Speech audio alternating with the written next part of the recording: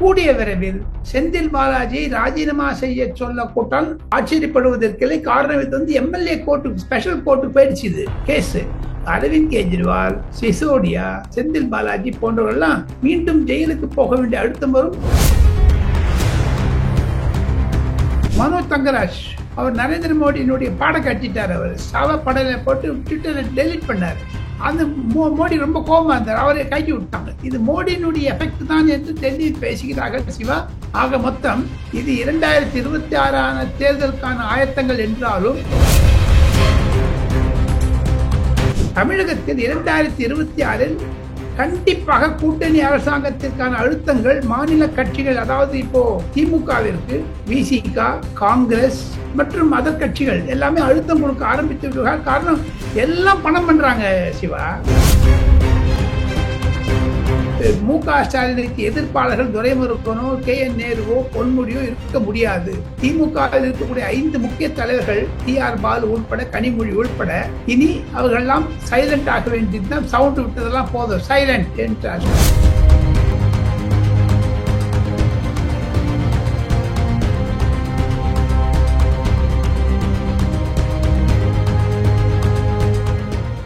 Real one voice நேயர்களுக்கு, நண்பர்களுக்கு வணக்கம்.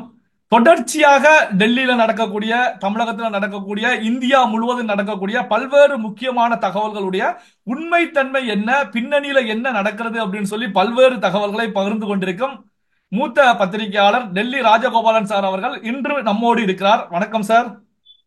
வணக்கம் வணக்கம், நமஸ்காரம் நமஸ்காரம் நமஸ்காரம் சார். இப்போ பாத்தீங்கன்னா தமிழக அரசியல் களமே மிகப்பெரிய ஒரு பரபரப்பு. காரணம் என்ன அப்படின்னா, உதயநிதி ஸ்டாலின் அவர்கள் துணை முதலமைச்சராக பதவி ஏற்றிருக்காங்க. 3 அமைச்சர்கள் நீக்கப்பட்டிருக்காங்க. 6 அமைச்சர்களுக்கு இலாகா மாற்றம் செய்யப்பட்டிருக்கிறது.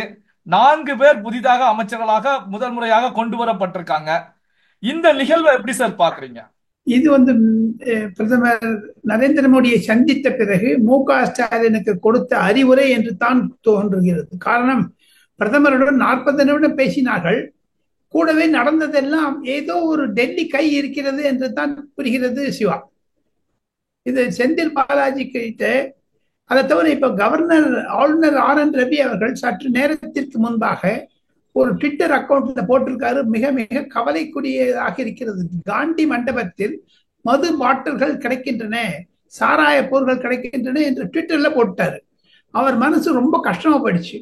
நாளைக்கு காத்தால 2ஆம் தேதி அக்டோபர் மாசம் புதன்கிழமை மகாத்மா காந்தி சிலைக்கு அங்க யாருமே கார்பரேஷன்ல இருந்து வந்து கிளீன் பண்ணலேன்னு சொல்றாரு. அதை தவிர சிவா, அருகே இருக்கக்கூடிய காமராஜர் மண்டபம், அதற்கு அருகே இருக்கக்கூடிய ராஜாஜி மண்டபம் எல்லாமே சாராய பாட்டில் ஓடுதுங்க.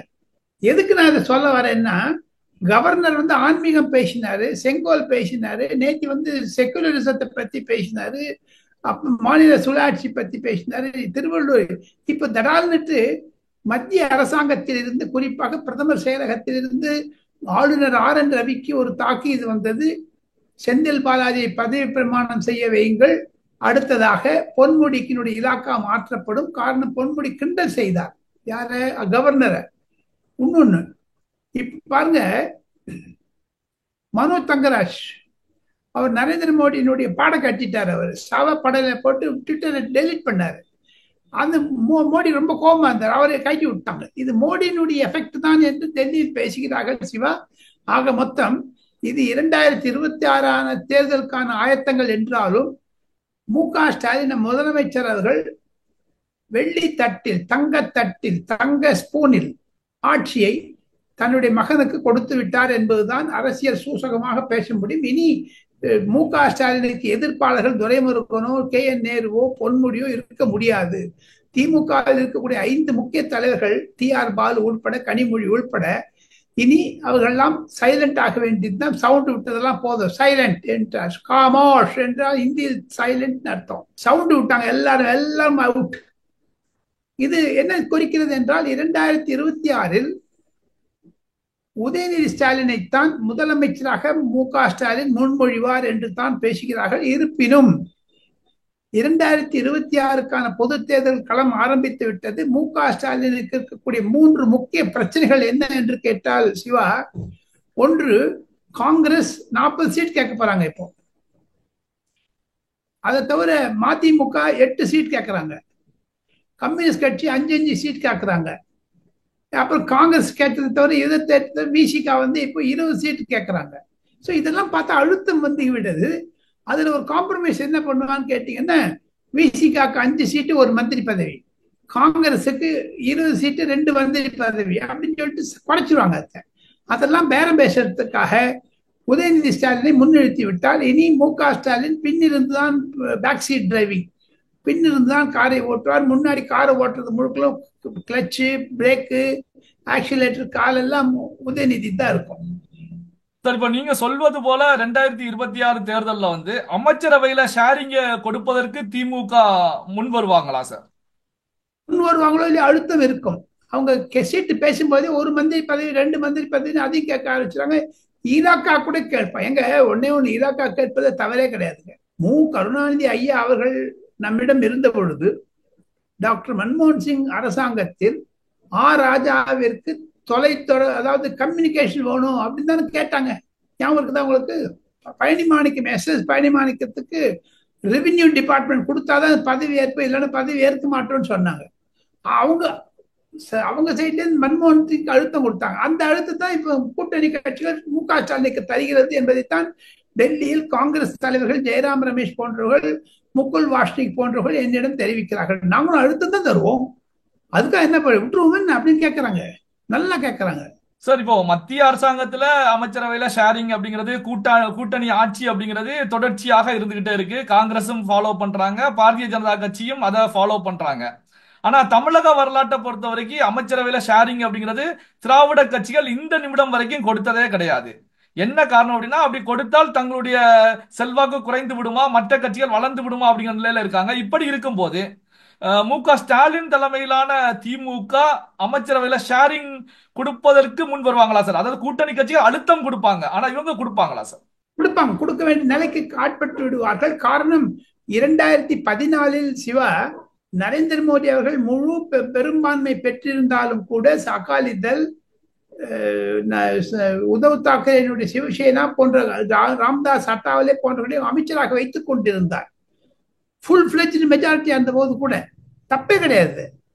ஆனா தமிழகத்தில் 2026 கண்டிப்பாக கூட்டணி அரசாங்கத்திற்கான அழுத்தங்கள் மாநில கட்சிகள், அதாவது இப்போ திமுகவிற்கு விசிகா, காங்கிரஸ் மற்றும் அதர் கட்சிகள் எல்லாமே அழுத்தம் கொடுக்க ஆரம்பித்து விடுவார்கள். காரணம் எல்லாம் பணம் பண்றாங்க சிவா. ஒரு டிஸ்ட்ரிக்ட் செக்ரட்டரி, ஒரு ஒன்றிய செயலாளர் ஒண்ணுமே கேட்கணும். எனக்கு ஒரு குறிப்பிட்ட தஞ்சாவூர்ல ஒரு இருக்கக்கூடிய கிராம பஞ்சாயத்து ஒரு பெண்மணி தேர்ந்தெடுத்திருக்காங்க நகர சபையினுடைய தலைவராக. ஆனா அவங்க ஹஸ்பண்ட் பாருங்க 300-400 கோடி செலவு வீடு கட்டுறாரு, வீடு கட்டிட்டாங்க, எல்லாம் பண்ணிட்டாங்க. ஒரு பொதுமக்களிடையே ஒரு எதிர்ப்பு இருக்கிறது, திமுகவிற்கு எதிர்ப்பு. காரணம் எல்லாம் பணம் பண்றாங்க. இப்பதான் கூட்டணி கட்சி நம்மளும் பணம் பண்ணலாம்னு இறங்கிட்டாங்க. அதான் வேற ஒண்ணுமே கிடையாது சார். இப்போ இந்த கூட்டணி அமைச்சரவை இலாகா கொடுக்கணும் அப்படிங்கிற நிலையில டெல்லி காங்கிரஸ் அதிபர் ராகுல் காந்தி, மல்லிகார்ஜுன் கார்கே அவர்கள் திமுகவுக்கு எந்த மாதிரியான நெருக்கடிகளை ஏற்படுத்துவதற்கான வாய்ப்புகள் இருக்கும் சார்? விசிகாவோட பேசுவாங்க, விஜயோட பேசுவாங்க, அதிமுகவோட கதை திறந்து வச்சுப்பாங்க.